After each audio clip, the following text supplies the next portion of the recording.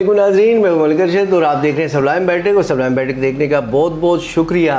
ناظرین، جیسے کہ آپ جانتے ہیں آج کل سندھ اور پنجاب کے بعض علاقوں میں ڈاکوؤں کا راج ہے، اور ڈاکو جو ہیں اور مختلف وارداتیں کرتے ہیں اور اس کے بعد کچے کے علاقے میں چلے جاتے ہیں، غائب ہو جاتے ہیں، چھپ جاتے ہیں۔ تو میں ان کی ایک ہسٹری ہے، اور ان ڈاکوؤں سے پہلے جو ہے بر صغیر و پاک و ہند کی جو ہے ہسٹری ہے، اس کے اندر جو ہے ٹھگوں کا راج تھا۔ کچھ ٹھگوں کے راج کے حوالے سے کچھ آپ کو بتاتا چلوں۔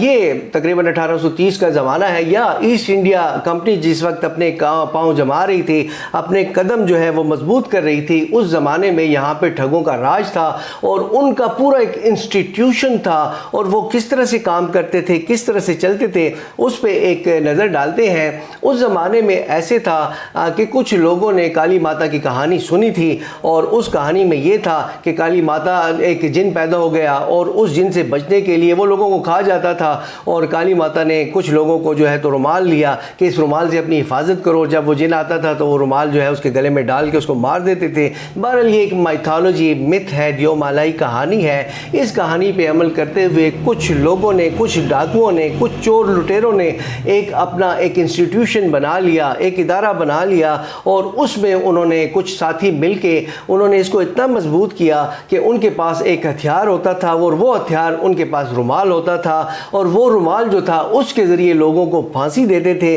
اور ان کا طریقہ واردات بڑا عجیب و غریب تھا۔ وہ مختلف قافلوں میں شامل ہو جاتے تھے، اور یہ بیروپیے ہوتے تھے، بیس بدلنے میں ان کو ملکہ حاصل تھا۔ وہ مختلف قافلوں میں شامل ہوتے اور آہستہ آہستہ ان کے ساتھ روابط بڑھا لیتے، دوستی قائم کر لیتے، اور ان کے ساتھ جو ہے کبھی چروائے بن کے شامل ہو جاتے، کبھی جو ہے کسی بڑے خان خوانین کا روپ دھار لیتے، اور قافلے میں جب شامل ہوتے تو لوگ سمجھتے کہ یہ بھی ہمارے ساتھ مسافر ہیں۔ آہستہ آہستہ جب جنگل میں پہنچتے تو انہوں نے وہ ٹائم فکس کیا ہوتا تھا، اس کے مطابق سب کو جو ہے ابدی نیند سلا دیتے، ایک ایک گلے میں رومال ڈال کے اس کو پھانسی دے دیتے، اور اس طرح سے پھر اور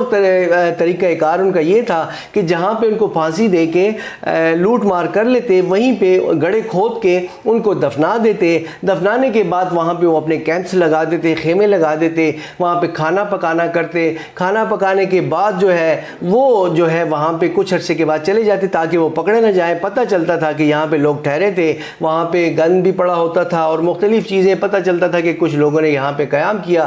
آخر کار ایسے ہوا کہ ایسٹ انڈیا کمپنی والوں کو اس چیز کا پتہ چلا، اور ان کے راستے جو تھے وہ غیر محفوظ ہوتے جا رہے تھے، اور انہوں نے اس کا سراغ لگانے کے لیے سیاحوں کے طور پہ مختلف لوگوں کو چھوڑا۔ آخر کار سراغ ملنے کے بعد انہوں نے جو ہے تو مختلف ٹھگوں کو پکڑا، اور ان کو پھانسیاں دے کے جو ہے اس کا جو ہے صفایا کیا۔ اس سے پہلے ان کی روایات یہ تھی کہ وہ اپنے رومال سے بڑی محبت کرتے تھے۔ اتر پردیش کے علاقے میں جو ہے تو ان کا میلہ لگتا تھا، اور وہ میلہ کالی ماتا کا میلہ ہوتا تھا، اور اس میں وہ بھرپور طریقے سے شرکت کرتے اور بھرپور طریقے سے اس میلے کو مناتے تھے۔ مزے کی بات یہ ہے کہ یہ ڈاکو جو ہے انہوں نے اعتراف کیا، جب ان کو پھانسیاں دی گئی تو انہوں نے کہا کہ انہوں نے 1200 لوگوں کو جو ہے تو رومال کے ذریعے پھانسی دے کے مار ڈالا۔ ایک ڈاکو نے تو کہا کہ میں نے اپنی بہن کو بھی جو ہے تو مار ڈالا تھا۔ اس طرح سے ہر ڈاکو کی ایک، ہر ٹھگ جو ہے وہ ٹھگ تھے ایکچولی، تو وہ ہر ٹھگ کی اپنی ایک